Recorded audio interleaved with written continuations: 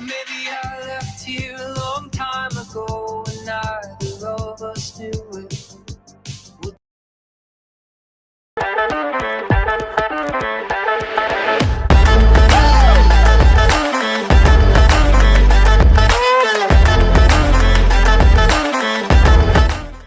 All right, good morning, everybody. Welcome to the party. Let me get my screen correct. Today is Tuesday, October 15th, 2024. This is episode number 720-ish, 29, 28-ish of Simply Cyber's Daily Cyber Threat Brief podcast. I am your host, Dr. Gerald Auger, and over the next hour or so, me, you, holy crap, chat is pumping. Ryan Longwood, Marcus Kyler, Alpha Sierra, Brent B, Phil Stafford, Eric Taylor in the green room, Ms. Julian in the Northeast, folks over on LinkedIn like FedEx174, over in Discord.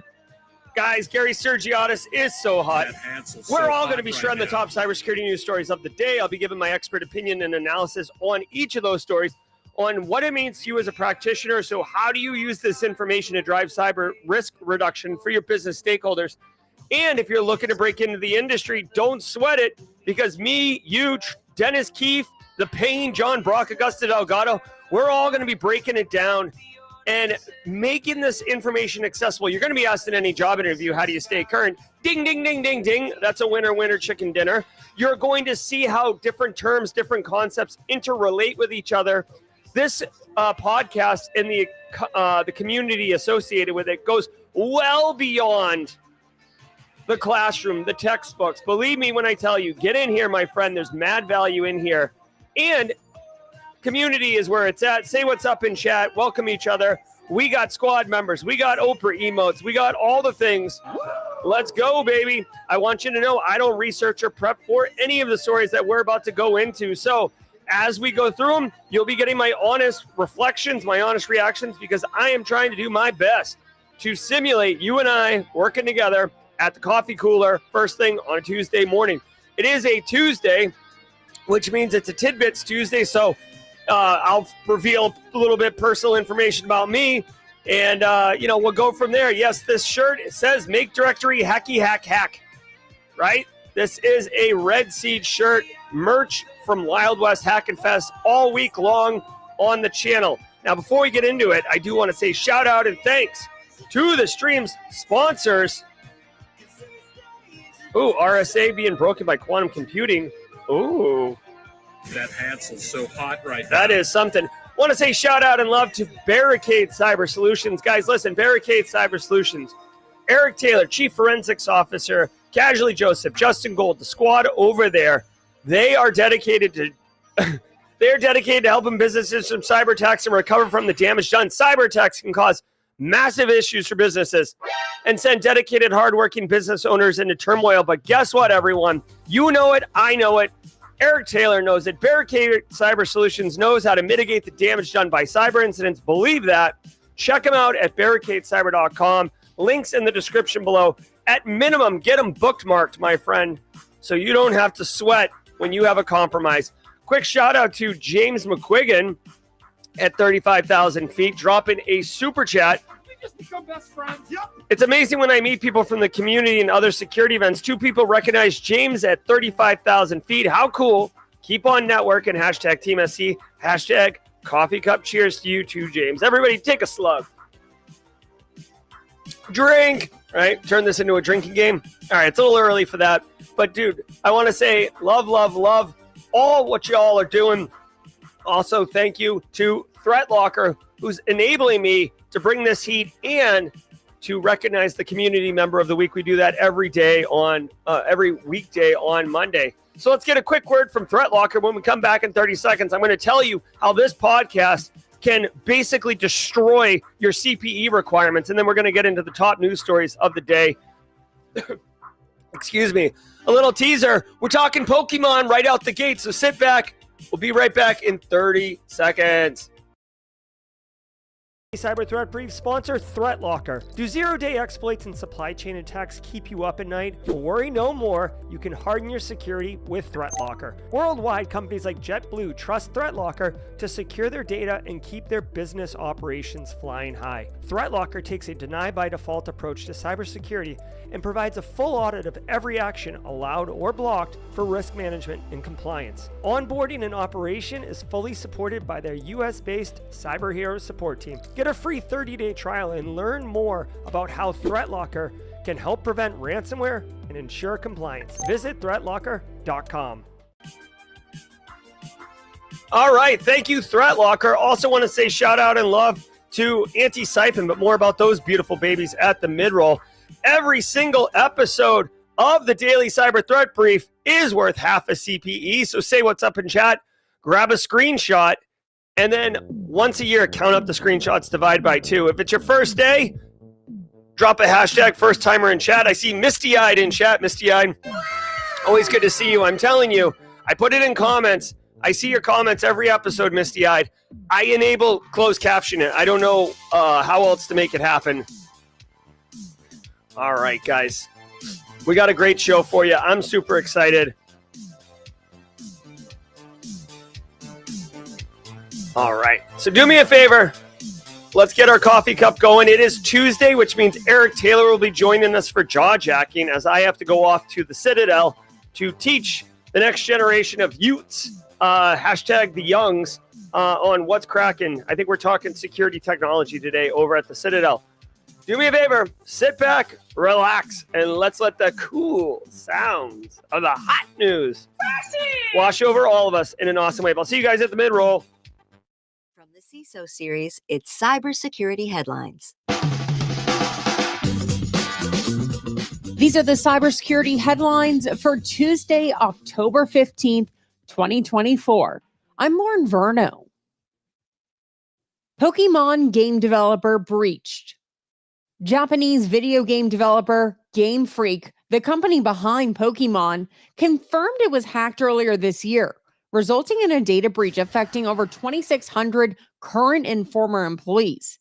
Now, while the company hasn't confirmed the leak of any upcoming or unreleased projects, some reports suggest that source code, design documents, and other never-before-seen Pokemon-related materials may have surfaced online.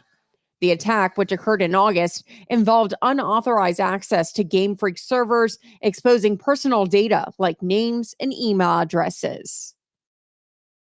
All right. So for once, I hate to sound like such a cold, cynical son of a bee, but for once a organization is victimized and you and I are not the actual victim impact people who are experiencing this. So Pokemon, which by the way, fun fact, I know everybody here knows what Pokemon is, but I only recently found out that Pokemon is the most valuable intellectual property in the world, like blowing away Nintendo and Mario, something like to the tune of like $100 billion. It's crazy. So anyways, you gotta catch them. All right. So anyways, software developer gets hacked, employees' data compromised. That totally sucks, but you know, throw it on the tire fire of PII data breaches. So I'm not saying you don't have my sympathy, victims of this organization, but at the same time, your information was probably already hacked. From a business perspective, I got to tell you, source code's not good. Now, Pokemon has like 200 different video games, like Pokemon, you know, Diamond, Shield, Sword, Flaming Donkey, APT, like they're all over the place. So it could be that it's old source code. Not that you want that to get out, but at the same time, it's not like an upcoming AAA game like Grand Theft Auto 6. You guys remember when that leaked and how it was a hot mess express? So, you know, it is what it is. I would say, you know, like any software company, whether it's a video game company or a security technology company like LastPass, it is pretty important to stay vigilant, especially around access control. And I'll just say that, right? Like, listen, I'm going to make this incredibly simple for everybody. When there is a data breach, it's almost 99% of the time. I almost dare say 100% of the time, it is misconfiguration, unauthorized access through like dropped creds or over permission creds, or it's a zero-day technical vulnerability. That's it. It's one of those. Zero-day vulns, yes, they happen. They're very sexy. Oh, they're so hot. That Hansel's so hot right now. But for the most part, it's misconfigs and it's people having crappy passwords and letting access go wild. That's what it sounds like here. Really quick, we got a super chat coming in hot. Did we just become best friends? Yep. Alana Boyajian. And now Alana told me how to say her name correctly in person, and I still am butchering it. I am sorry. In celebration of my birthday month, cheers to me turning 29 again. And all you Libra friends, happy birthday. Happy birthday, Alana. It was great to see you and spend time with you in Vegas, in Deadwood. All right, so anyways, final thing. If you work at a software company, you should elevate access control as one of your most important control families, right? If you want to go NIST 853 and get sassy with it. But just in general, prioritizing access control is vitally important. And this isn't just like network access from the outside. Like I'm talking who has access to the dev environment, the test environment, the prod environment, making sure you have good software engineering practices. Like people in dev can't promote to prod or people in dev can't access prod, making sure that your remote access solutions, like your VPNs, your Citrix gateways, hell, if you're running some type of like, spicy team viewer thing that's into the back end, whatever it is, your pipeline, your DevOps pipeline. I know this is a lot. I know it's overwhelming. That's why it's a job, frankly. Just make sure you're doing that. And final bonus tip for everybody. We got BOGOs today. Access control should be reviewed regularly, not set it and forget it. This isn't the Ronco of access controls. You need to do regular recurring reviews. Now you can automate some of this and have reports come back in, or you can do manual intervention, manual interrogation, whatever it is. You do not want to set it, kick your feet up, wipe your hands and be like, looks like I'm getting off work early today, because guess what? There's work to do. Let's go Pokemon. Tricko hits with 40 new Trojan variants. A new wave of Tricko malware is stealing Android pins with fake lock screens, targeting users in Canada, the UAE, Turkey, and Germany. Zimperium reports that the malware, which has evolved into 40 variants, now includes features like one-time password interception, remote control, and pin theft via a deceptive unlock screen. By abusing Android's accessibility services, Tricko delivers phishing overlays to steal banking credentials, unlocking infected devices to commit on-device fraud. Zimperium estimates at least 13,000 victims have been affected to date. All right.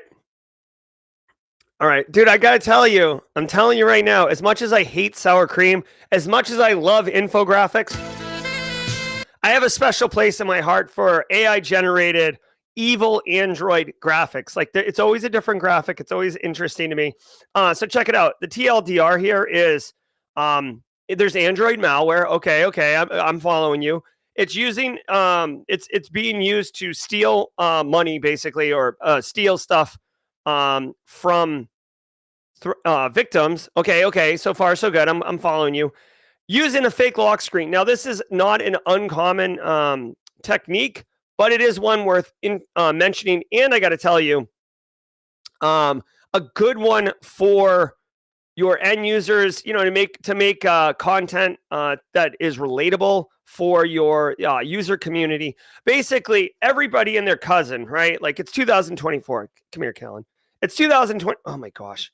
My biometric screen is so good that I can't unlock my phone. Come on, man. Give me the face lock. Oh. I'm trying to show you guys a pin lock. Okay. Ding. Right? Everybody sees the pin lock. Well, when you see this, you instantly type in your pin, right? Because you're like, I want to get going.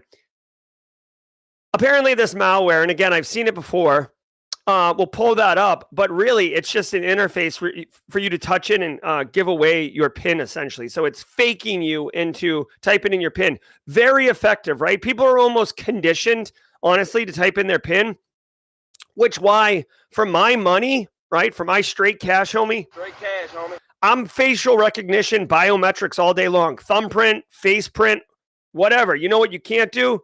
You can't trick me into putting my face on this thing and have it, steal it, right? Now, there are biometric authentication bypasses, so I'm not up here saying this is a silver bullet.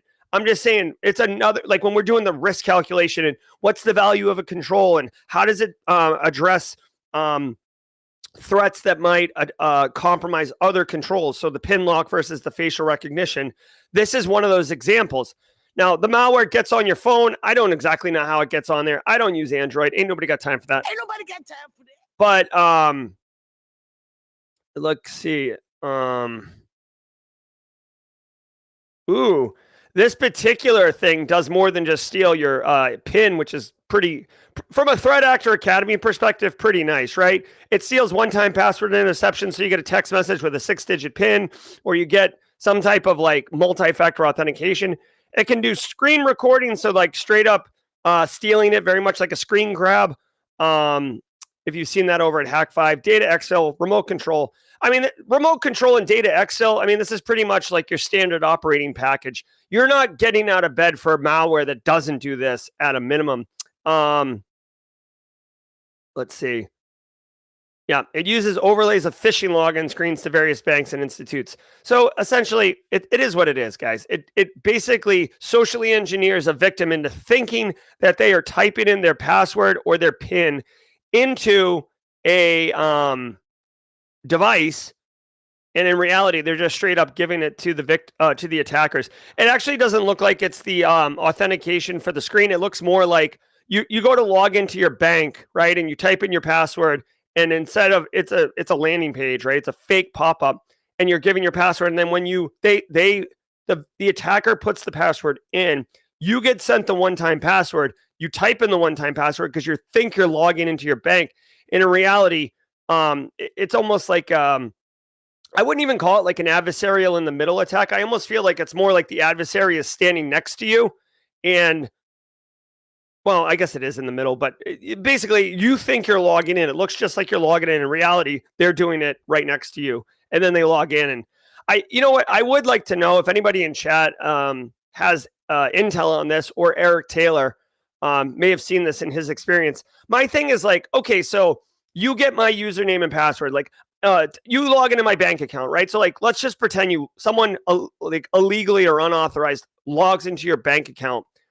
You can't, I mean, do you just create a new vendor and ship it out? Do you run an ACH? Like what's the typical attack to drain your money, right? Because we always talk about that's the impact. Like they get in, they drain your money. I'm actually kind of curious because the only type of attack I've seen is where they trick you into sending the money out yourself versus clearing your bank account out. Would love some intel on that. Also, I wonder if it's more, I mean, this seems like it's more attacking an individual and not a business. But to me, straight cash, homie. Straight cash, homie. I'd want to attack businesses, not condoning or permissioning threat actor behavior. I'm just trying to think like the threat actor so we can turn around and defend from the threat actors. Nation state actor exploits Ianti zerodays. How is this still a suspected thing? nation state actor has been exploiting 3 zero-day vulnerabilities in Ianti cloud service appliance to gain unauthorized access and carry out malicious activities. That's according to Fortinet FortiGuard Labs. The vulnerabilities, including command injection and path traversal flaws, allowed attackers to steal admin credentials, drop web shells, and deploy tools like Reverse SOX 5 for internal network attacks. After Ianti disclosed one of the vulnerabilities, the attackers attempted to patch the flaws themselves, likely to block other hackers and maintain exclusive access. All right. Really quick, I want to know if these are new Ianti issues, because guys, Ianti had like a straight up the dog saying this is fine with a room on fire. Ianti had massive vulnerabilities. I feel like it was in the spring. If you remember in the spring, it was with their VPN and their security policy orchestration stuff. So this could be new. Oh, it is new. On September 10th, the advisory for this was published by Ianti. All right. let's look at the CVSS scores. That's the next thing to do is like, what's the scores? 7.2, 9.4, 7.2. All right, so this 9.4 one's pretty nasty. Path vulnerability on the resource index PHP. Index.php is a web, that's a web resource. Whether or not it's internet facing and accessible is really the question. What is Ianti CSA? That's the next question because that's the product that's actually impacted here. Internet Cloud Services Appliance. All right, definitely seems like this could be internet facing. It's an internet appliance that provides secure comms and functionality over the internet. All right, so this is a Hot Mess Express. Welcome to the party, pal. Welcome to the party, pal. All right, if you're running Ianti CSA, this definitely is something you want to prioritize. There's 3 vulnerabilities here, but for sure, nation-state threat actors, which are typically the most sophisticated. They're well-funded. It's mission orders. So here's like a fun fact about threat actors. Financially motivated threat actors, which is what we're dealing with most of the time. If you are hard, right? Ooh, brother, I am hard gas. Ooh, right? If you're a hard target, not like Van Damme in the 90s, but if you're like a hard target, financially motivated threat actors will just move on to the next target, right? It's Fortune 500, baby. You get in, it's Fortune 500 companies, right? So if company 75 is too hard, let's go to 76. Got to get those numbers, right? It's a numbers game. Nation states, sophisticated threat actors, when the president or your boss, the secretary of state, whoever says, we want this intel, we want this compromised asset, we want info on this person. Well, you can't move on to the next person because you've been given mission orders. That's what the difference is between nation state. They're highly sophisticated, and given enough time, they will get you, right? They're Liam Neeson and Taken. They have a certain set of skills. They will find you, they will get you, and they will exfil the data that they need. So anyways, the Ianti CSA thing is definitely something you want to go. Now, of course, nation-state threat actors are exploiting it. That does not preclude financially motivated threat actors from also getting access to the exploits and then using Shodan to scoop around the internet, find Ianti CSAs, and then punch a mud hole in the butt of those businesses that are running that, which is why I'm telling you to get with your IT people, get with your network team, and get this sorted out ASAP. You gotta patch it. All right. The other thing I want to say, there was something else they mentioned in here that I thought was like an interesting little nugget of knowledge to share with you guys. What was I going to say? Oh, yeah. Okay, so check it out. You actually don't see this very often, but in the game of nation-state threat actor behavior, this particular attacker is patching the systems after they compromise. So think about that for a second, okay? Here we go. Oh my God. So here we go. Check this out. Threat actor. Here, let's do this. You don't see it often, but here's the deal. Threat actor attacks a victim organization, executes the cyber kill chain, establishes persistence, C2, that they're wearing your pants, okay? They've broken into your house and they're wearing your pants. That's what's up. Now, in order to prevent other people from breaking into your house and putting on the same pants, they patch the systems. Now, this doesn't eliminate them, and this is the important part I want for people who are new to the industry. This doesn't prevent them from being in the environment anymore. I've already basically broke in, and now I have my own way of getting in afterwards, but it prevents other people. So the easiest way to visualize this is, let's pretend Ianti CSA is actually like your front door lock is broken. Okay. You can't lock your front door and you go off to take your kids to school or whatever. Threat actor comes walking down the street, jiggles your doorknob isn't working. So they walk into your house. Then they walk to the back of your house and they, build they unlock all your windows, okay? Or they build a second door that you can't see behind a curtain that they have access to, all right? That's probably the best way to put it. They put another door in your house. Then they go to your front door and they fix your front door lock. You may not even have known the door lock was broken, but then the next threat actor's walking down the street and goes to try the doorknob, and the doorknob's locked, and they're like, I'll go on to the neighbor's house. That's what this is. And if you get what I'm saying, it allows them to stay in the environment longer, because not only are they they're not trying necessarily to prevent other threat actors from getting into this system. What they're trying to do is prevent threat actors getting in the system, possibly being noisy and disclosing to the security operations team that there's an active compromise. The threat actor in this case has a vested interest in being quiet in the environment, and they can't guarantee that the next flaming donkey APT that comes in there isn't going to be a train wreck and absolutely set all the alarms off. So for those reasons, that's why they do this. Thank you for coming to my TED Talk. Trump campaign secures unhackable phones. All right. Less than a month till Election Day, and the Trump campaign says they've turned to military-grade unhackable phones to prevent any more intrusions by Iranian hackers. Now, to prevent a repeat of stolen emails and data, the campaign is using secure phones and computers with Green Hills Software's highly secure operating system, which is used in stealth bombers and fighter jets.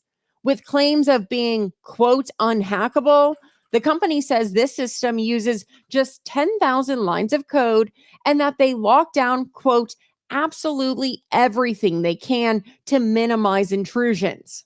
Green Hills is also offering this tech to the Harris campaign to protect against similar threats, with this type of technology not commercially available to the public. Oh my God. You are so dumb. You are really dumb. For real. I haven't seen something like this since like 2012. Okay.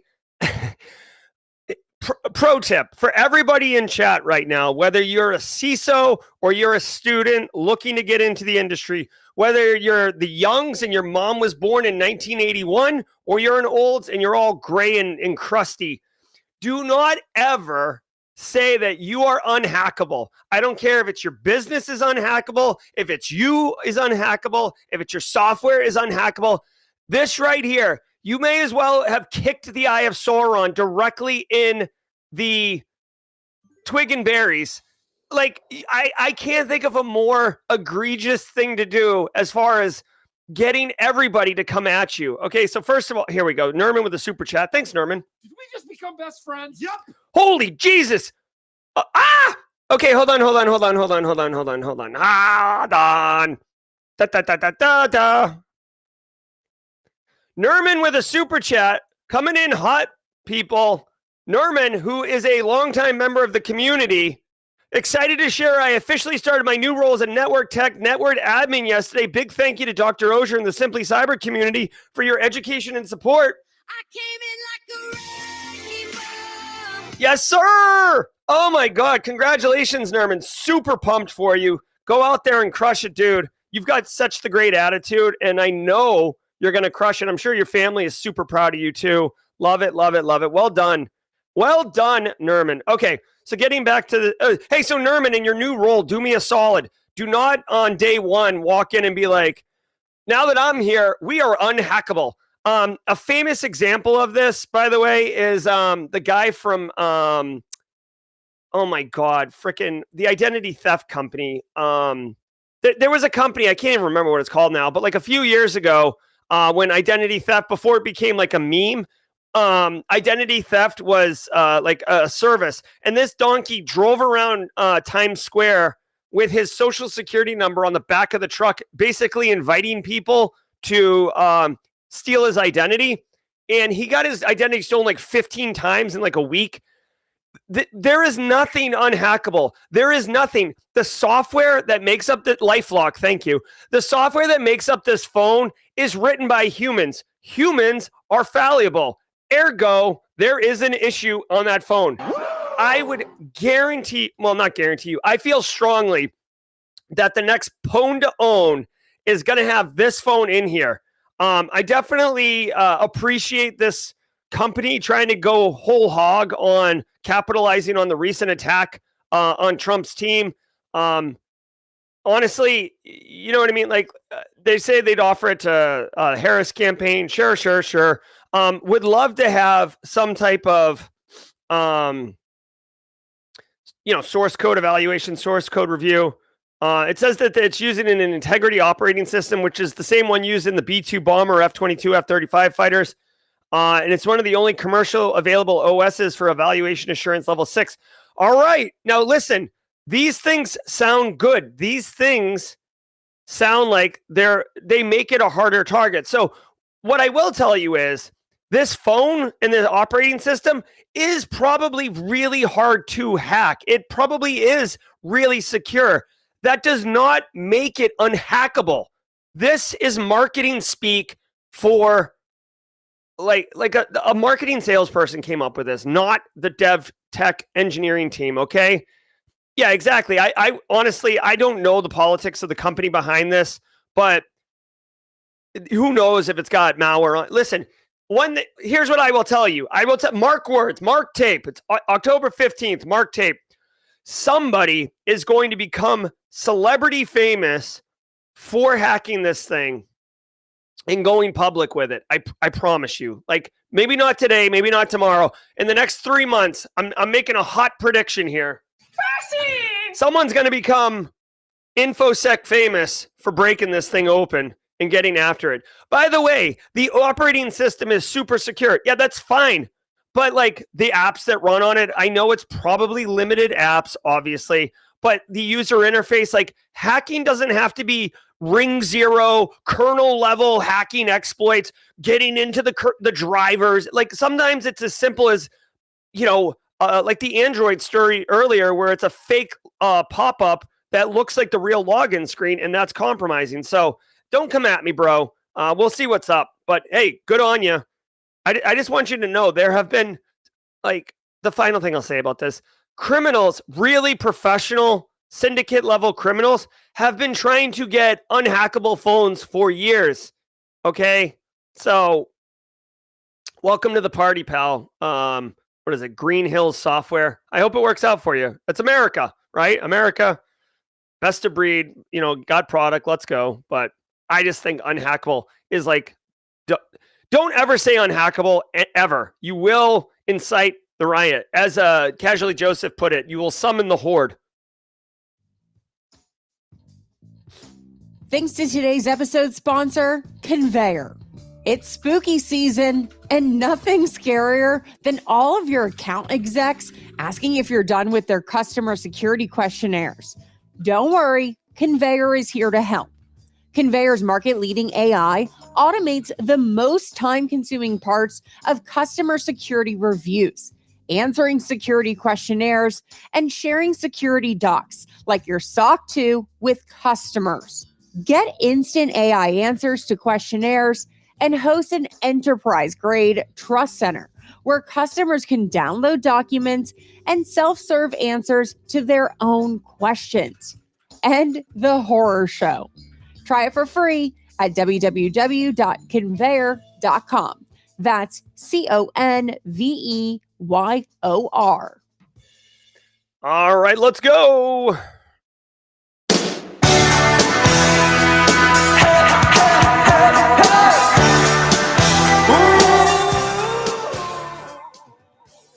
All right, thank you all for being here. Thank you so very much. Do me a solid, hit that like button if you're on YouTube.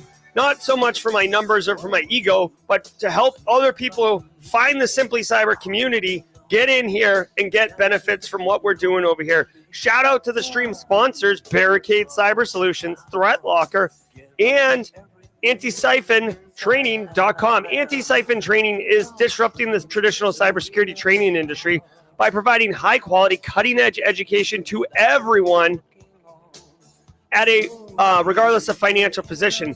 They make training that has practical skills, so it's actually valuable in the market. It's taught by industry senior practitioners like Wade Wells, Michelle Kahn, John Strand, and it is taught in a very fun, engaging way. If you like what's going on here in the chat, the community in the chat and all that, that's what their classes are like, except it's Discord. I've taken many of their classes, love all of them. There's mad value.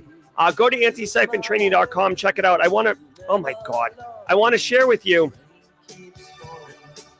that November 4th through November 7th, you can take getting started with InfoSec and MITRE ATT&CK with John Strand. This guy right here, solid stud, for $0. Get a 4-day, 16-hour, 16 CPE, awesome training from an industry legend for $0. What's the problem here? You tell me. Go to antisyphontraining.com to find out more. I know Nerman won't be able to take it because he's going to be busy at his new job.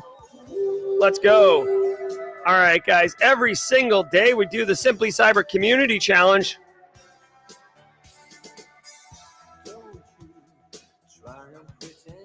All right. Simply Cyber Community Challenge. Every day we ask someone to share their story, take the baton. Smarty Digital has the baton. We couldn't find the post for him. Is Smarty Digital in chat? Let me see. I don't see Smarty Digital in chat. All right, guys. I'll tell you what we're going to do. The Simply Cyber Community Challenge has been amazing. We have gone for 300 plus days. We've met many, many community members. I'm going to go ahead and post today's Simply Cyber Community Challenge. I'm going to make the Simply Cyber Community Challenge post today, and I think we're going to put it on ice for a little bit. It's been a great run. There's been nothing wrong with it, but it's become effort to make it happen. So it almost seems like we're trying to make fetch happen here. So we're going to I'm going to post my reflections, my thoughts on the Simply Cyber Community Challenge.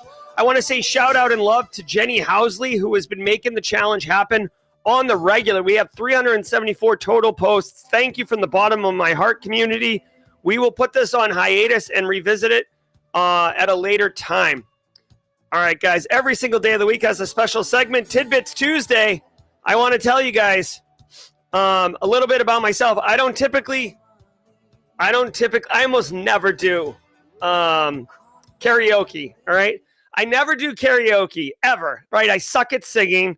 I have no, if being able to, move and groove was, a thing, I would be the opposite of it, okay? When I was building my character, when I was building my Skyrim character that is my body before I was born, and I was, putting levers in place, I was like, ooh, let's be smart. Ooh, let's be mediocre at Fortnite, just good enough to play with my son, but not good enough where he won't make fun of me.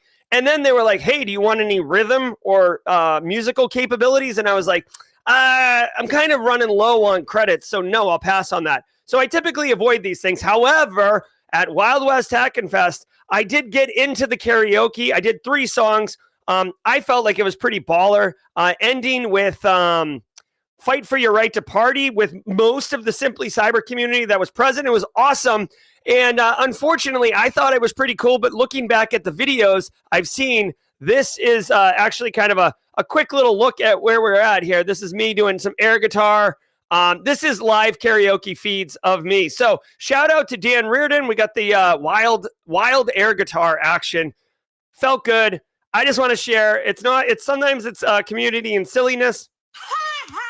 And I will take another, 45-year hiatus before doing my next karaoke bits. All right, let's do the la la la la's.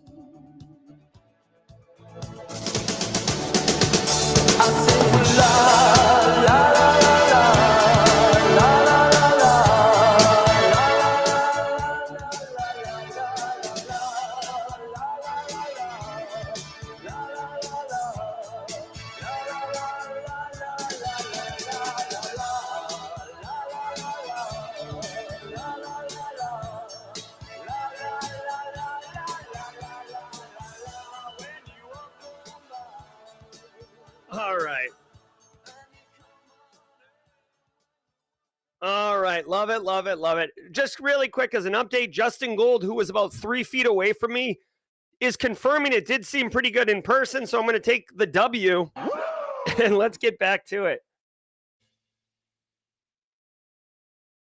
Entry point vulnerabilities lead to supply chain attacks. Researchers say they've uncovered vulnerabilities in multiple programming ecosystems like PYPI, NPM, and Ruby gems that allow attackers to stage software supply chain attacks through abused entry points. Now, this tactic enables hackers to execute malicious code by impersonating popular commands, effectively bypassing traditional security measures and going undetected. By using techniques like command jacking and command wrapping, malicious actors can stealthily compromise systems while still maintaining normal functionality, making these attacks difficult to spot. Researchers are highlighting the need to account for entry point exploitation and an organization's security program. All right. So, yes, open source software supply chain, one of these ones where you're importing other people's libraries. All of us do it. All of us people who write software, which I am identifying. I write crappy software, but I do write software.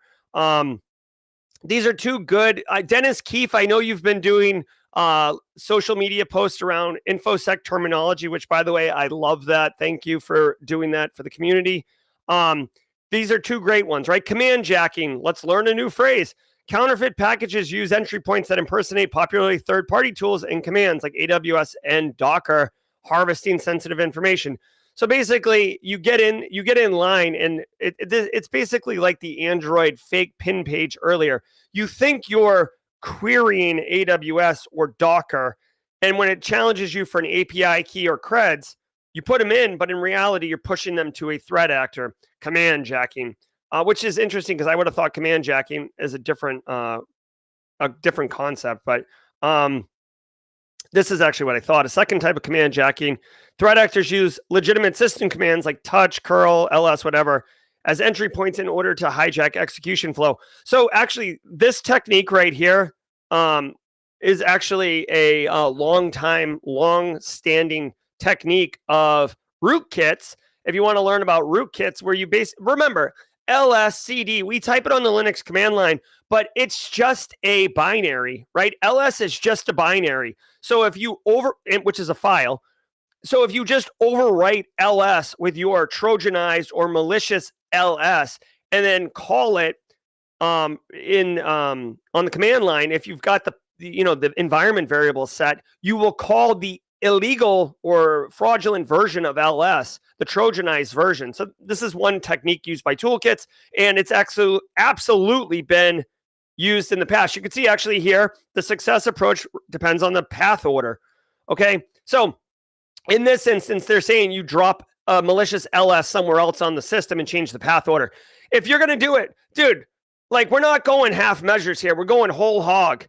You overwrite the binary, right? Which if you have permissions to do it, of course, you'd have to have the permissions. On top of that, it would absolutely be identifiable that it was overwritten. Although you can change the modification date and the create date to match the existing binary, so it's not obvious that you were in there. Yeah, all I can say about this is since we're talking to our developers already, what was the first story here? Pokemon video game developer, I leaned heavily into access controls, DevOps, pipelines, making sure that permissions are appropriate all over the place. Dude, since you got their ear, bend it a little bit more and talk about, basically software supply chain and where are you getting your software from? Are you validating it? And guys, just because they use PyPI or NPM or GitHub doesn't mean it's legit, okay? It means that they're using well-known industry open source software repos. Threat actors can use those too. Hello. So just be mindful of them. You can either bundle it in. Here's one pro tip from a GRC Mafia long-standing dude.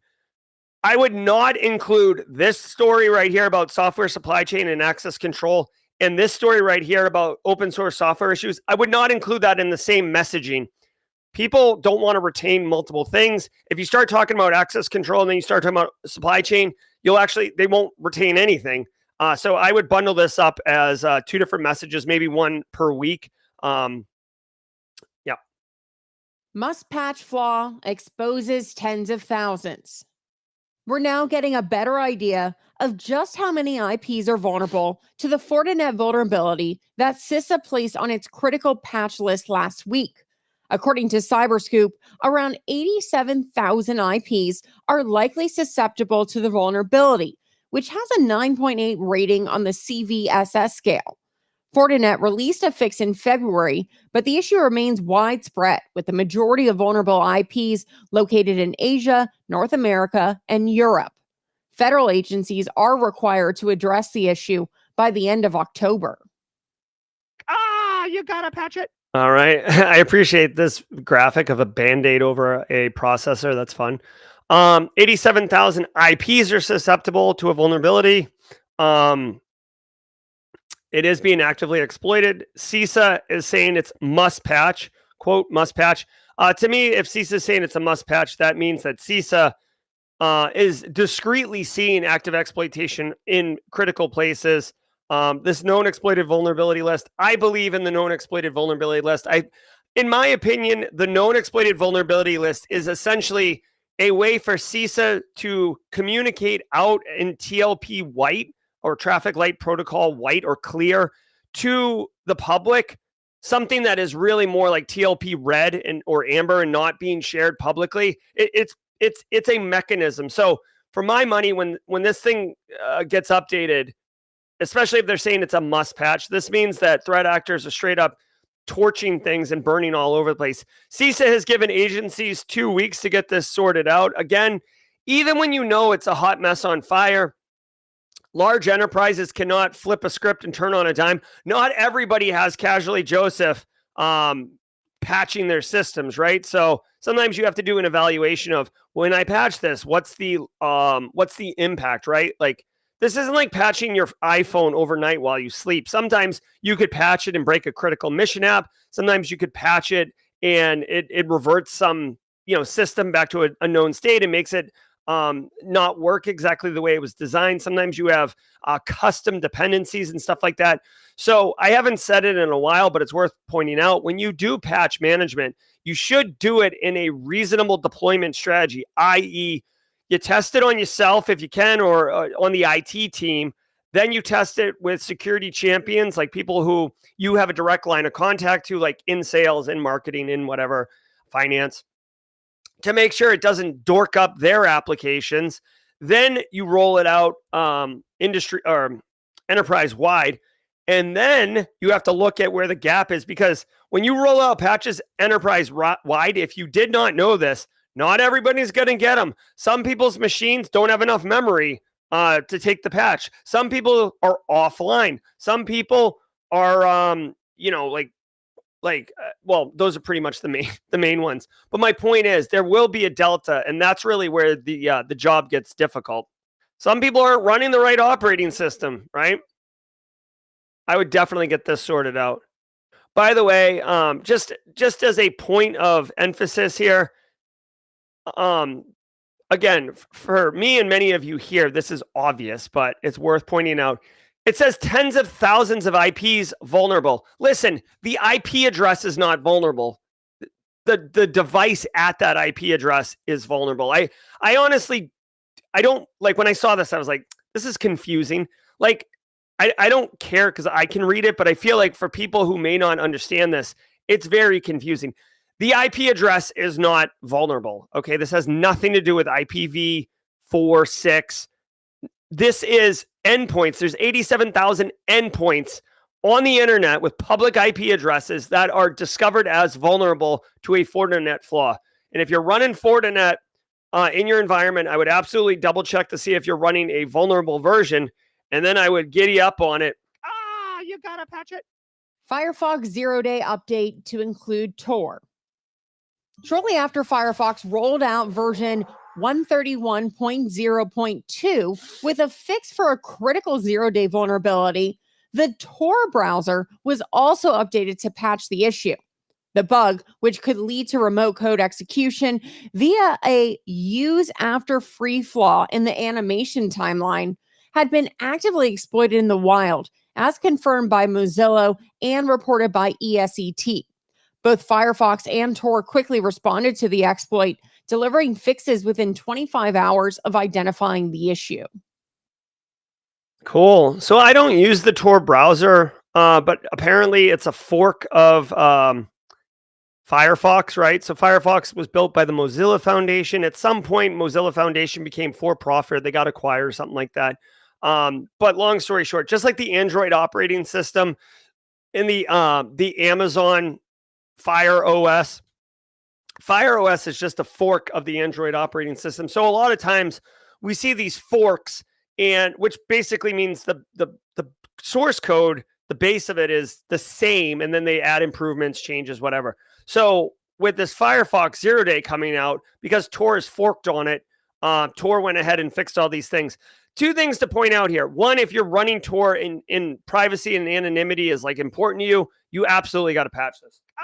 You gotta patch it. Second thing worth noting, this is good that Tor is able to patch this, but it's important to note that forked systems, whether it's a browser or an operating system or whatever, forked systems begin to introduce dependencies and complications when you do need to patch something. And to make this a crystal clear example, if I was going to use a Android operating system based cell phone, so I'm an Apple user. If I was going to use Android, I would use Google Pixel, okay? I know Samsung's got bendable screens and cool stuff going on, but for my money, I want to use Google Pixel simply for the mere fact that the Google, like Android operating system is made and maintained by Google. Anything forked from it is maintained by those other businesses, but they still depend on the root Android operating system. So for me, I want to be as close to the source of the operating system as possible for security purposes. If you've ever bought some type of, knockoff, cheap track phone type thing that's running Android operating system, and you realize you can't update it, the operating system, the patches, like they don't come. You don't see like, oh, you have an update, patch your phone. The reason is because they've forked it and customized it so much that if you apply the operating system patch, it will break the phone. So they don't have compatibility with the Android operating system updates. So they basically just turn off updates, which, if you're following the thread here, means you're running a vulnerable phone that has no chance of ever being fixed or patched. So you're basically trading off security for cost, which, cheaper phone, more insecure, which is really maps to reality. You can ask a business or an organization, what's your risk tolerance? Like, what's your risk appetite? How much risk are you willing to take? Every business ever, every CEO will be like, we have very little risk tolerance. We have very little risk appetite. We don't want anything. We are super secure here. Security is important. We don't want anything bad to happen. And you're like, all right, well, that's going to cost $800,000. And they're like, how much risk can we reduce for $20,000? And you're like, not much. And they're like, that's how much we want. And it's like, okay, so your actual risk appetite is huge. You're putting on a lobster bib, sitting down at the buffet with a stool and just getting up to your elbows in crab meat, right? That's what your risk appetite is. You say you want to sit in the back with a little fork and knife and cut up the filet mignon and nom, nom, nom, nom, nom, nom. But in reality, you're like all up. You're wearing waders and you're walking through the hot and sour trough, okay? So that's what's up. So just be mindful of that. The cost, risk reduction typically has cost associated with it. It is a diminishing returns, by the way. It's logarithmic curve if you want to get wicked nerdy about it, not linear, i.e. $1 million program and a $2 million program is not, the $2 million is not twice as secure. There is a diminishing return. Robot vacuums gone rogue. This is one of those stories that's funny to imagine happening to other people, but I definitely wouldn't want it happening in my home. Multiple reports across the US have surfaced of robot vacuums yelling obscenities and chasing pets after hackers gained access to the device's live camera feeds and remote control features. The affected robots were all Chinese-made Ecovacs D-Bot X2 models. The company has since stated that it, quote, identified a credential stuffing event and blocked the IP address responsible, promising a security update for further enhanced security in November. All right. So a couple things here. One, shout out to Stacy Loki Day. I saw a YouTube short of her covering this story. So definitely love seeing her getting into the social medias and sharing her knowledge and experience. All right, here's the deal, guys. This is basically like a off-brand Roomba. For some reason, you can log into it. Okay, that's not unreasonable. But for some reason, you can communicate through it. I don't know why you need to be able to talk through your vacuum. But this thing, like basically, it was yelling slurs like, hey, whatever, swear word, and then chasing a dog around. Cute story. Very much 1990s hacker vibes. But essentially, it was a credential stuffing attack, which basically means the threat actor did not zero-day hack this. They literally went to a web portal front end and then tried a bunch of compromised usernames and passwords, found some that worked, logged in, and then started being teenagers about it. That's it. That's all that's going on. It's funny because it's a Robo vacuum. It's silly because I'm annoyed. I don't know why I'm annoyed. I have no reason to be annoyed, but Tidbits Tuesday, I'm annoyed that they even have the functionality that you can log in and speak through this thing. That is stupid, in my opinion. Was anyone asking for that capability? No. Yeah, why do you even need it connected, right? Like, I guess maybe if you got to work like a fleet of these things and you're a slumlord and you're like, oh, I got to know if my properties are clean. I don't know. Whatever. We're not going to spend a terrible amount of time on that. I got big news for everybody. What?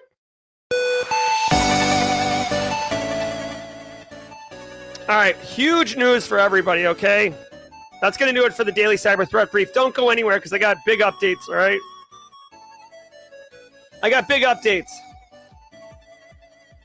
All right? Don't see it on the calendar right now, but check it out. This week, okay? This is October 14th through October 18th, the week of. We got a couple regular things happening, right? Tomorrow, Wednesday, October 16th, I'm dropping a new video. What's the real AI risk to your business, right? So if you want to realize how to actually manage AI risk, shall we play a game? I'm going to break it all down for you. This is GRC Mafia Prawn. Straight up all day, GRC Mafia. Get up in here. You're going to love it. On Thursday, the following day, I'm going to be welcoming Dr. Josh Stroshine to the channel for a live stream. If you are interested in reversing or malware analysis or just good people, Dr. Josh Stroshine, a.k.a. the Cyber Yeti, is where you want to be. Come join us Thursday. And then Friday, okay, this is the big one. Friday, we've got a friggin', we got a lot going on Friday. So we missed first Friday because of travel and stuff like that. So this Friday, October 18th, we will do bingo live during the Daily Cyber Threat Brief. Then we will do panel jawjacking. Then after the panel jawjacking, I will be running the quarterly State of Simply Cyber. If you don't know what that is, you are my boss. If you didn't know that, welcome to the party, pal. All of you are my boss. That's the way I see Simply Cyber and the way I've built this business. I serve you, so I feel responsible to provide quarterly accountability updates on where we're going, what you can expect, and how I'm doing as far as delivering on my promises. That'll be directly after jawjacking at 9:30 to 10 a.m. You won't have to go anywhere. We'll just seamlessly move on. Then at noon on Friday, we will be doing the Discord, Simply Cyber Discord server, Ask Me Anything. We do it once a month. It will be a live, unstreamed, unrecorded AMA. Any questions you have, no matter how private or whatever, around cybersecurity, obviously. I can't look at that mole on your arm and tell you what it is. But we'll do that. And then immediately after that, at 1 o'clock, 1 to 2 p.m., we are starting the Simply CyberCon hype train. So from 1 to 2 p.m., we're going to be doing a live stream on Simply CyberCon. It's just 2 weeks away. We've got talks, we've got trainings, workshops, CTFs, Lockpick Village, food trucks, after party. We've got an ass load. Sorry. We've got so much going on with Simply CyberCon that we want to melt your face. Shout out to Justin Gold, Casually Joseph, and Christina Paulika for cornering me at a bar and telling me that we will be doing this and that I need to get my act together. So I'm taking action from the mod teams and making this happen. So we got a ton of stuff this Friday. So don't be shy. Show up where you can. Love the Simply Cyber community. Love all that you do. I'm Jerry from Simply Cyber. We got Jawjacking coming on with one Eric Taylor. I leave it to you. Really quick shout out. Make directory hacky hack. This right here is a Red Siege shirt. Right? Red Siege. This is from the Apple hack. A 16-year-old hacked Apple servers years ago and created a directory called hacky hack, where he was sticking his data exfil. All right, I'm Jerry from Simply Cyber. Until next time.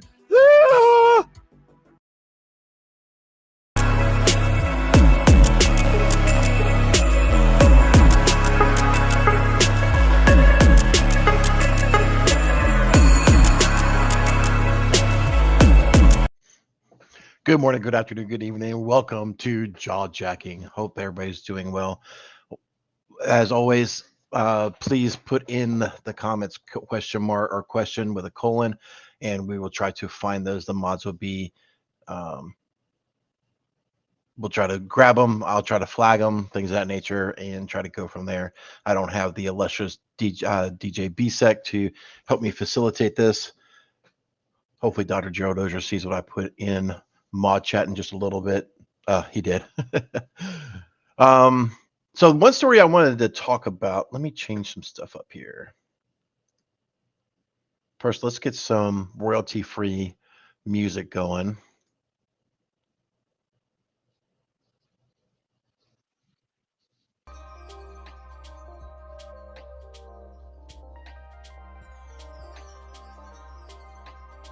Not really feeling that, but we'll let that one sit for a minute. Is it this one? Yep, perfect.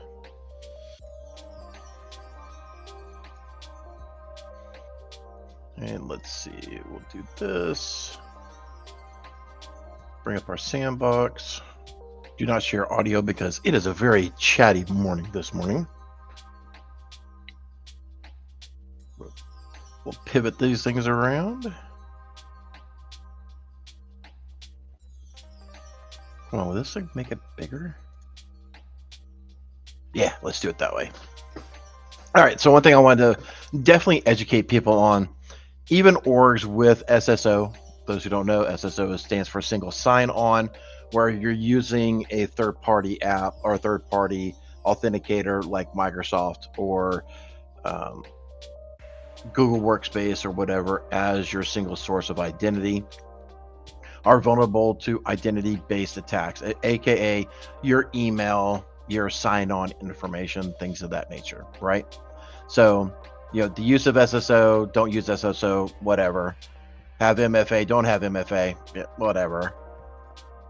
Analysis of a snapshot of organizations using Push Security's platform finds 99% of accounts are susceptible to phishing attacks. No crap. All right, so let's dive into this a little bit, right? Because everybody thinks that MFA and SSO are the end-all, be-all of anything, you know, related to phishing and things of that nature, right? So, and I'll even tell you, the whole password list going with the YubiKey, you know, we're still going through that process.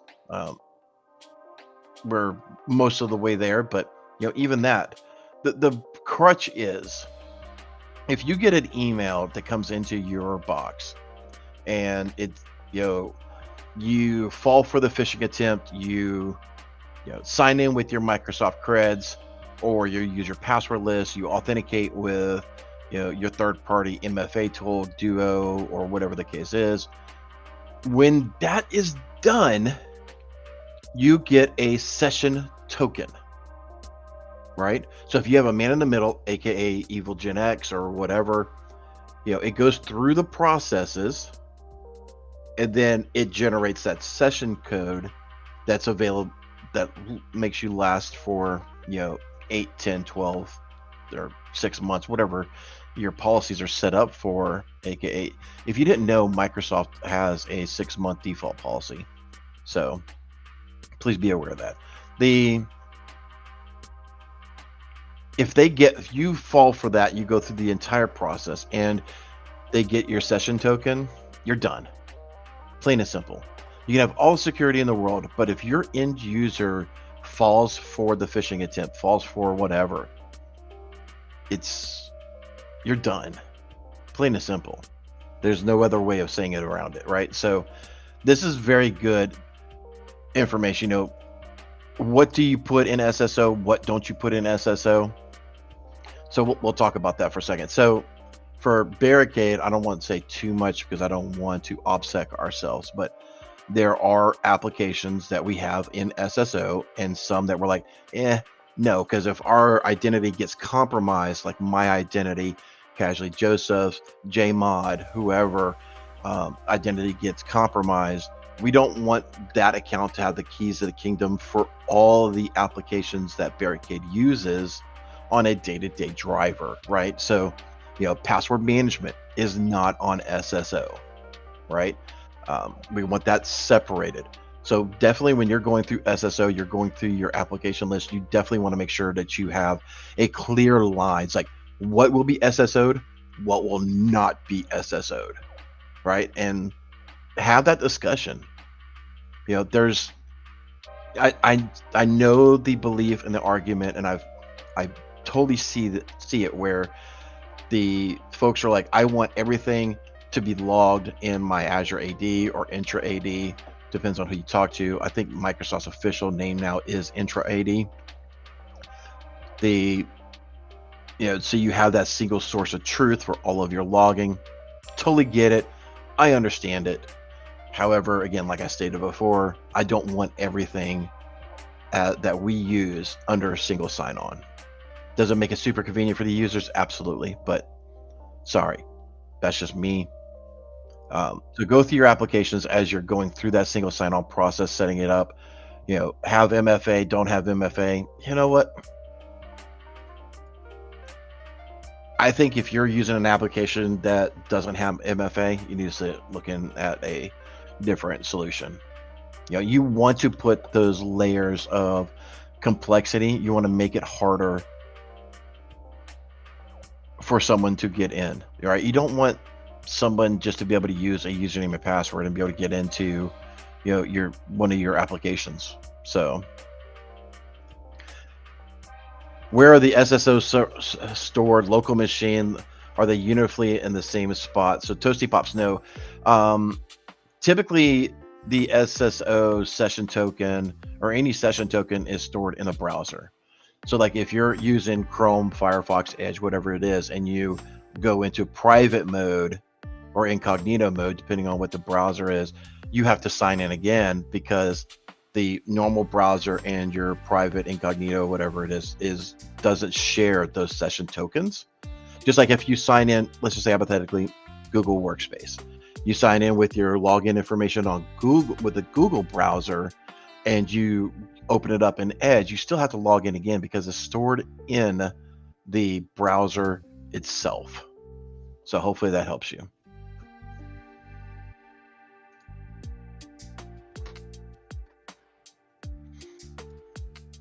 It's not like anyone's going to hack Microsoft. Yeah, exactly. So yeah, just doing the full on, just do your vetting, right? And this is really where it comes into, logs, right? And alerting. So do you have something that's ingesting all of your data? Somebody tell Jerry not to look at the screen because of the sexy infographic here. It's crazy that 63 use a form of MFA. All right, so let's talk about MFA. I know we're going to fight, but I do not believe Google Authenticator as a MFA. I just don't. It's in the same ecosystem. It's in Microsoft. To me, personally, I believe an MFA is an external third-party tool from where you're signing in on for authentication. You're signing into your Microsoft tenancy. You're going to use an external authentication source to complete that multi-factor, multiple services to authenticate. I don't want everything. It's just no. That's like saying, to me, that's like saying email is a form of MFA. No, it's not. SMS is a form of MFA. No, not really. I mean, technically, it can be, or a 2FA application, but there's a lot of stuff. But me personally, I don't believe it. So take that with a grain of salt. You know, you may want to come over here and fight me over it, and that's fine. You know, it's a hill I'll die on. But I will post this into the chat. I do see in mod chat that we have some more questions coming in, so I definitely want to be respectful for that. And I may have to dip out. We do have a couple of clients that are having some issues, so the team is working on that, thankfully, and I may get pulled in. Let's see. Happy Baby 202 question: news about Game Freak Pokemon game developer. I seen that, Happy Baby, but I didn't really follow up on it. I'm like, oh, it's Pokemon. It's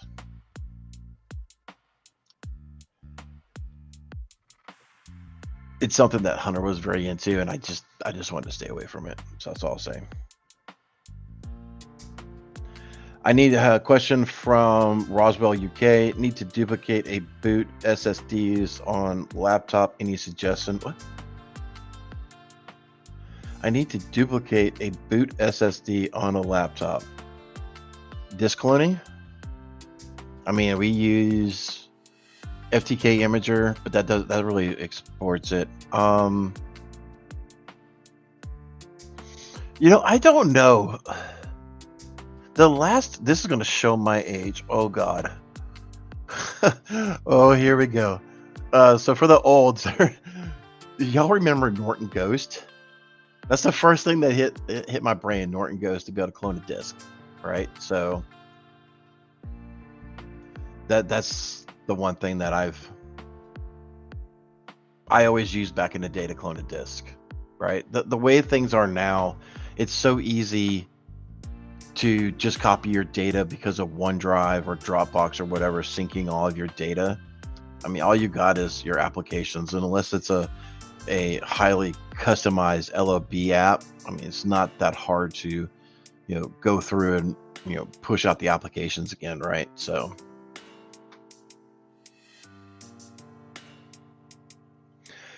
DJ Bisek asks if none of those are MFA.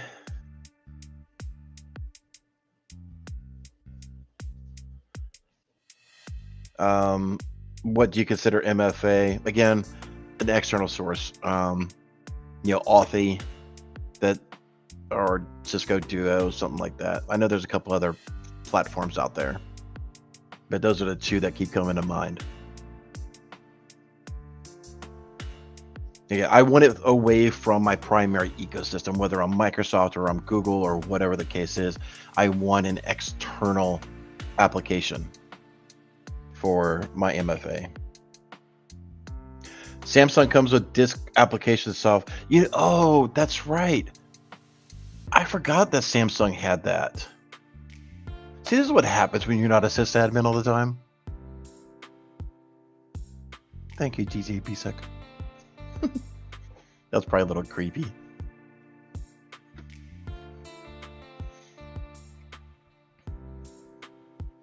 Yeah, Samsung does have, now that he says that, I remember that there is a disk cloning software by Samsung, and if I remember right, I had to use it like 2 or so years ago, but it'll work on any drive. Like, it doesn't have to be a Samsung. It can be Kingston, it could be a Western Digital, it could be whatever, and it will just clone it. It doesn't care.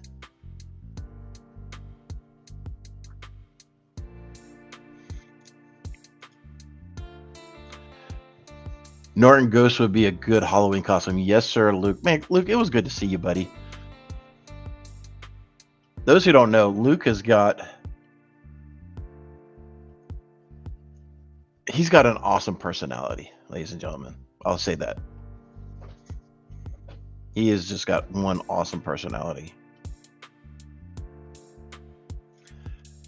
What kind of headphones are you using? These are the Corsair. Yeah, these are Corsair.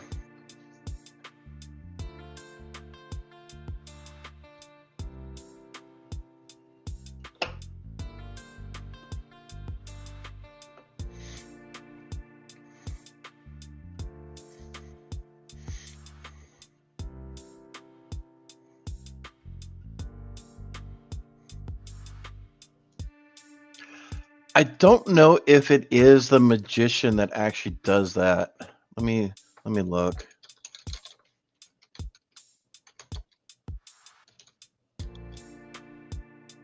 It may be. I think it's this magician.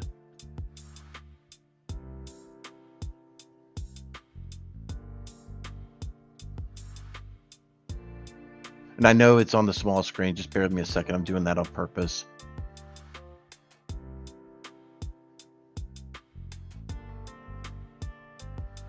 It's got the security erase. It's got the data encryption. I don't know if it's actually got the clone as part of that software.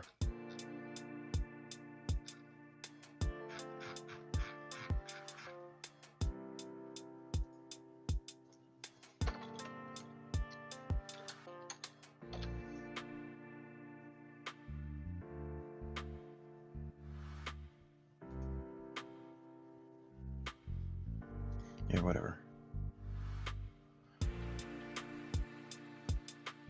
So I guess it may be part of the Magician software, but Samsung data migration tool. So it must be inside of the Magician software that I just haven't seen. But it's really good. The Magician software is really good for making sure that your drive is working properly. You know, anytime we have a Samsung device or SSD or whatever in any of our drives, we make sure that this thing's installed just to help alert when there's potential issues. It's a really, really good tool. I feel kind of ashamed that, you know, even though I stare at this tool at least once or twice every couple weeks, that I forgot all about this tool. So, but anyway, yeah, definitely take a look at that. I will drop that in chat.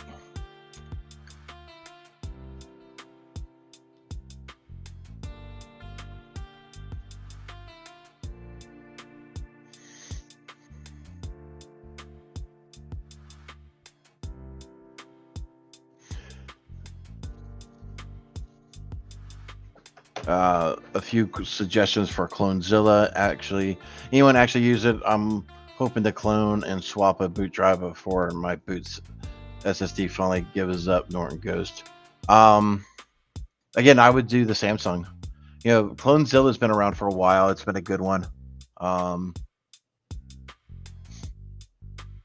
So, I mean, just use, when it comes down to technology, ladies and gentlemen, you just got to test out whatever. Test out the applications and see what works best for you, right? So, Space Taco asks question: did you present at Wawa Hackfest? No, I did. I was up on stage and I did yammer a couple times and said some inappropriate stuff that I cannot still to this day believe I said. Also, which one was your favorite session or top 3 if you can't just pick one? So, I honestly, as much as I hate to say it, I didn't catch really any of the sessions. There was a couple of them that I peeked in on that I didn't care for, but I'm not going to name and shame them on a public forum like this. I did see the keynote by Wade Wells. I did listen in on Jerry's because our booth was right there. So I did hear most of it, and I sat down for Wade Wells's keynote at the end of it, and those were really good. But the individual tracks and stuff like that, like I said, I heard a couple of them that were near me, and I couldn't strongly disagree with a couple of them more. But you know, that's something that I will take to them personally than shame them on a public forum like this. Damn it, I'm getting old and grown up. Because normally I would just crap all over people who were just idiots.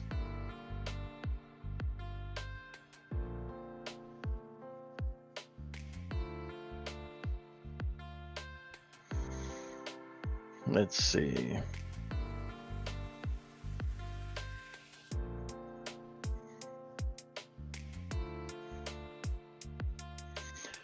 Fedek asks, how far you flew that drone? The video was awesome. Also, what model do you? Oh, so I'll share that here with you guys. So, me and Casually Joseph, we have drones. I know a lot of people do, but we really like messing with our drones, and we went through. Give me a sec. So I ended up just making a goofy YouTube channel. See if I can actually find it. Hooray! I'm actually in the search. So I made this one called just Low Country Drone Dad. I figured, whatever. It kind of resonated. The images are Chat GPT related, so whatever. And then the thumbnail was as well. But mine will. So here I flew from where our conference was. And you can just see where so I use a DJI Mini 4 Pro, and some of the tests that we actually were on, because we had really good line of sight here, I was able to fly a little over 2 miles away from me.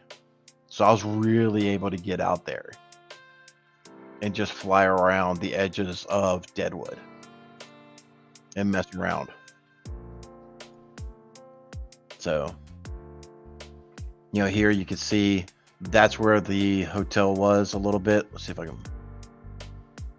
blow that up a little bit. Let me make that full screen. So yeah, this is my mouse. Yep. So that's where the hotel is. This is the main street that we were all walking up and down, things of that nature. So it was a good time.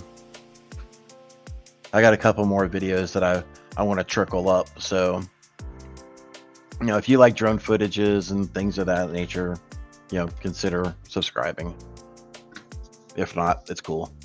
It's just something for me to put in as my repo and do stuff in. So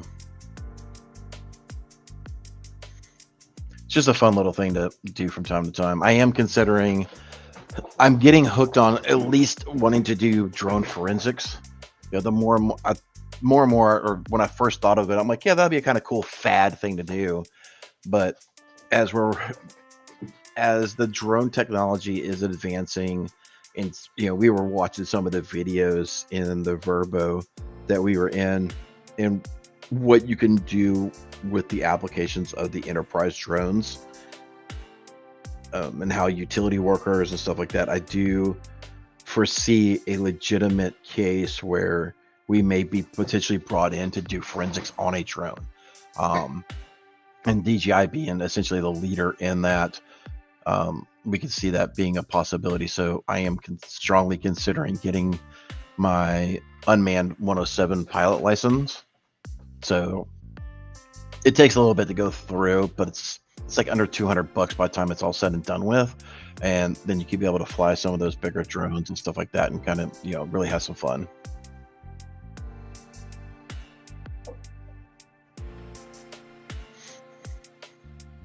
So Robert, let me catch up to that, because he brings up a good point.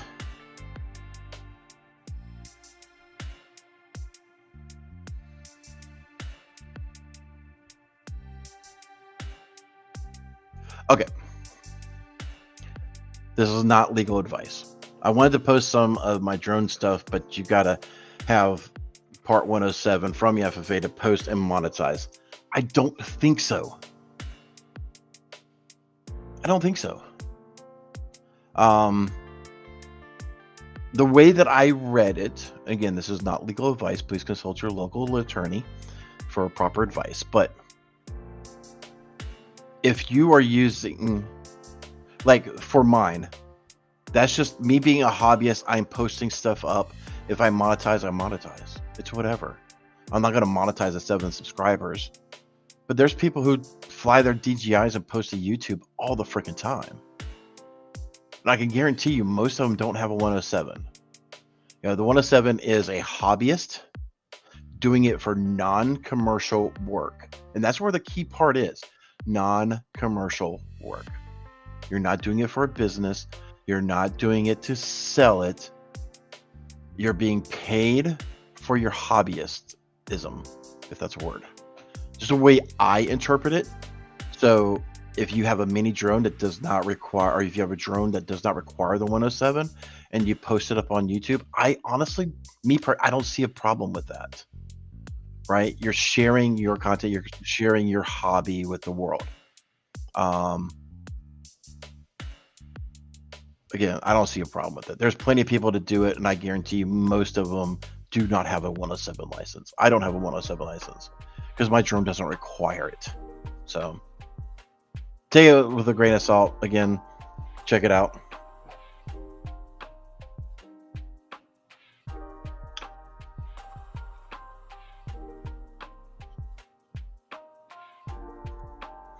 Drone forensics so advanced. So that's really what I want to see on the enterprise, because the drone, so I've been digging in on my drone and seeing how it logs things.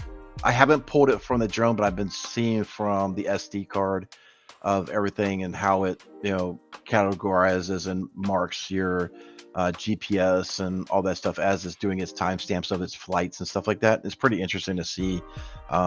It's pretty simple. It's actually relatively simple. It's pretty easy to follow. I do need to try to pull it from the drone itself. That's probably something I need to try to do later this week. But yeah, I just think it's going to be good. So, you know, a lot of the other drone, the enterprise ones we were seeing where they were actually flying them over greenhouses with like this coating application on a gun, and they were just spraying the top of greenhouses to help insulate them. That's normally being done by people with a paintbrush or a roller, and people are getting hurt and things of that nature. So drones are starting to be used for other agricultural, where they're spraying pesticides and stuff, where, you know, helicopters really aren't supposed to be flying that low, and it's very dangerous for helicopters to be doing that. And so some of the other stuff. So there's actual companies that are going around. It's pretty cool how they can map out the entire area and just fly it, and it just sprays and does what it needs. It's really, really cool what some of these things are doing. You know, I'm not saying I want to do those things, but getting some of the enterprise and seeing the multiple like camera heads and, you know, potential other attachments, like how does it interface and how does it log that stuff, it will be very, very cool. So, you know, will there be anything that I can be able to, will I actually get any forensics out of it or be able to do that? I don't know, right? So I do know that the DJI, there was an application that I was reaching out to DJI about. Let's see. And come to find out, they deprecated this stupid thing. Let's see if I can find it.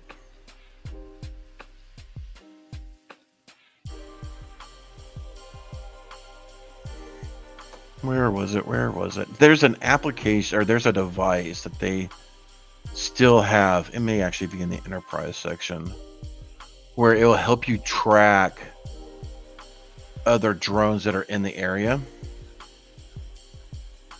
They may have finally pulled it down. I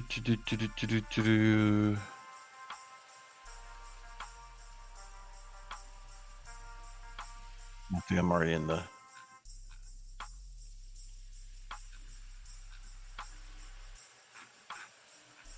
Let me just check my signal real quick. Okay, nothing new there. Good. But yeah, there was a device there, but apparently they've deprecated it. But essentially it was supposed to, you would stand it up and it would have a bunch of antennas, kind of like what you'd see on a cell tower, right? And it would track all the other drones and stuff like that, where they took off, where they flew. It was almost like a flight tracker, if you will.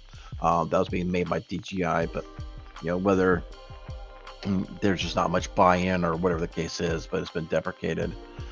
So, and I was actually thinking about getting one at some of our key locations just to see what may be potentially flying by close to the area.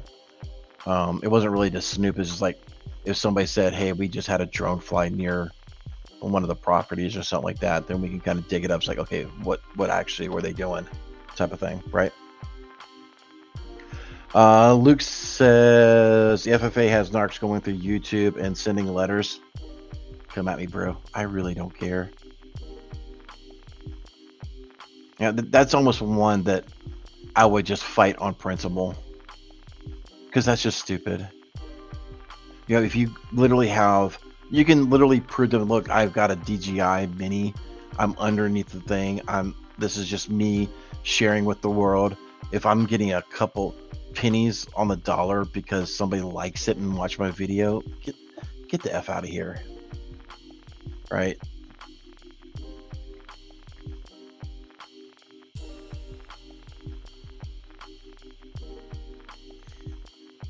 Yeah, FedEx says, you know, the 107 is that's what you need for business, or the enterprise, the heavier drones. From my understanding, you need the 107 license for the heavier. Could be wrong. I'm still much in the learning curve of regulations on this one. But I did at least study up on the equipment that I have. Do I need that license? What am I allowed to do with the license? Or do I need that license and not? And no, I don't. You know, I did complete the trust one just to have that done, just because I was traveling. I know here in my section of South Carolina, people don't care, but you know, I was literally going to South Dakota and going to some other places, and I didn't know how police would react. I would assume most of them just don't give a freaking rip, but I wanted to have it just in case I got stopped and somebody actually asked me for it. And so I've suspected that trust certification thing is much like when I had my CEH. For those who don't know, certified ethical hacker. Nobody ever asked for it when I was doing pen testing. Not a freaking soul. So, I seen the from Secure Nation. I seen the FBI presentation on weaponized drone usage, and you wouldn't believe what they can do with them, dude. Secure Nation, I know that I didn't want to go down that dark rabbit hole, but yeah, where I'm seeing a lot of the same stuff as well. So, Verbalex says I did a CTF where you had to do drone forensics with GPS data. It was fun. Yeah, I mean it's cool to be able to pull out the latitude and longitude, and be able to pivot stuff and everything. The one thing I want to see, again, I got to get into my actual DJI itself and see, does it store that data as well? So like hypothetically, if I was a malicious person, did something wrong, and I was recording video and taking pictures and all that stuff, granted it saves it on the SD card or internally, but let's just say hypothetically I destroy the SD card, right? Or I delete the images off of the drone. Is there that artifact still there for the past, I don't know, 1,000 waypoints or whatever? That's the stuff I got to really dig into to see. All right. So,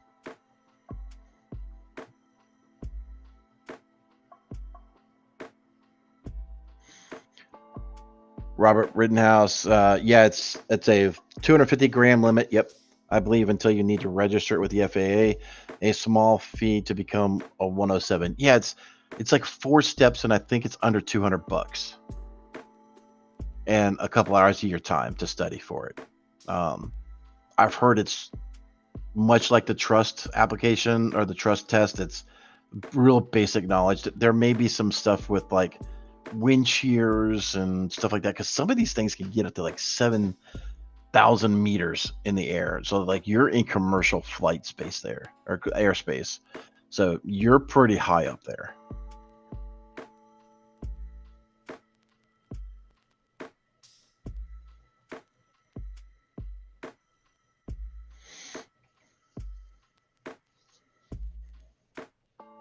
FedEx says anything above 240 not yet. You may need a license. I fly with my trust, and I have my drone registered with the FAA. I have not. So again, I got the trust. I haven't registered the drone with the FAA because I don't think I need to, but it's whatever.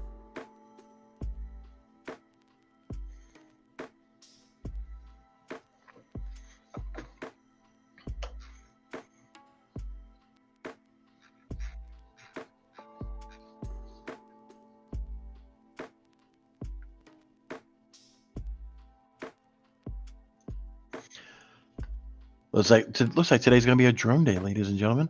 Is it important the license for the drones before using it locally or internationally? Again, you may want to consult with a lawyer or somebody a lot more knowledgeable on this.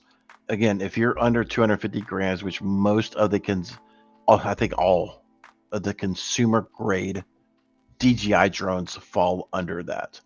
They make a very clear distinction. DJI's done it very well. Love them or hate them. I know the federal government seems to hate them because they're made in China. But DJI has done a really good job of limiting the consumer grade underneath the FAA regulations. That's here for the States. I don't know what the regulations are in like Canada, Mexico, or even globally. So definitely check out the laws in the specific area before doing what you got to do. I will say DJI also has really good knowledge base. So like before you're going to fly, you can actually check out that area and see where the flight ceilings are for your drone. DJI has done a very, very good job of that internationally as well. So, is it sending data back to China? I don't know. Haven't got back that far. But from an end user perspective and trying to make sure that the consumer is safe, I like what DJI is doing and what they have done and continue to do in that space. So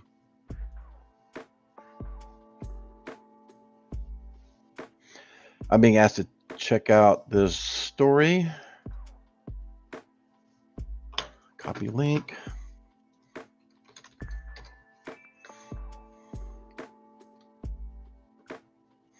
Ooh, this is probably gonna get spicy.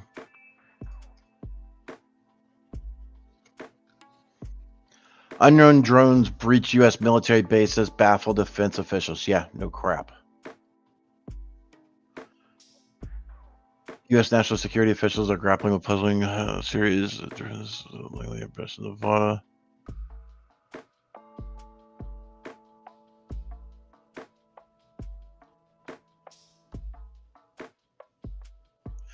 So, I mean, that's a picture of a DJI, and I can tell you, when I was in South Dakota, DJI will not let you fly in restricted spaces. Like, it won't even let you get close to a restricted space. Because I was going to try to get some really good shots with Mount Rushmore while I was there, and we got kind of close, and it just said, "Nah, go kick rocks." Like, I think it won't even let you near. So there was a jail at Wild Wild Hackin' Fest Grand Hotel, and I was able to fly around the edge of it. I had to stay like 500 feet away, which is not that far when you're thinking about something flying in the air.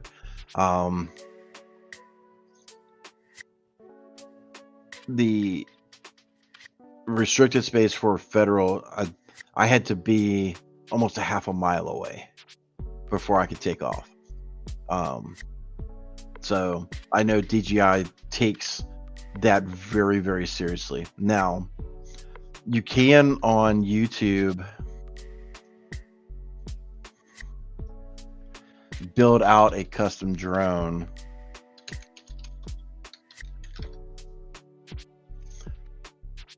So, I mean, you literally, for $150, you can build out these custom drones, and there's no regulation on it, right? So, and I'm not saying that we should have regulation. I'm not trying to be pro-government by any means here, but these things are not going to adhere to any regulation, right? it's literally going to be a piece of software that's running on an Android device, and you can be able to take off and do whatever you want to do, right? So it's not hard to build a drone anymore. So, and yeah, this one was $150. That one's probably $200 or $300, right? So give me a second. Okay. All right, so yeah, I'm getting definitely pinged from the team. So we're gonna have to wrap this up, ladies and gentlemen. So yeah, thank y'all so much for tuning in. I do greatly appreciate it. Sorry this one wasn't as long as normal.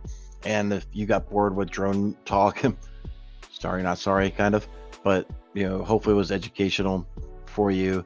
Definitely consider, you again, going back to that story with the SSO and MFA, definitely consider what applications you're bringing into SSO. That's definitely something you need to be aware of, and just minimizing potential threat landscape or blast radius of the landscape of if your SSO identity got compromised, right? What applications or services are they able to log into with that SSO credential? So, you know, definitely try to minimize that as much as possible. Again, I realize, as I said in the beginning, that being able to have all your logs in one place in Azure or Intra AD, I get it, I understand it, and you know, can respect that mindset. To me personally, I think that's too much risk personally. So but anyway, thank you again for tuning in. We will see y'all next Tuesday for another session of jaw jacking, if I do not see y'all on Friday.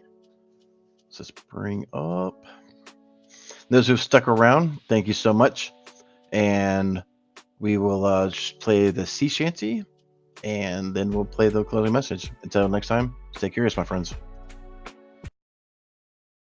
A kid whose passwords laid across all sites, they were the same. A criminal then found their fame by taking that data to go.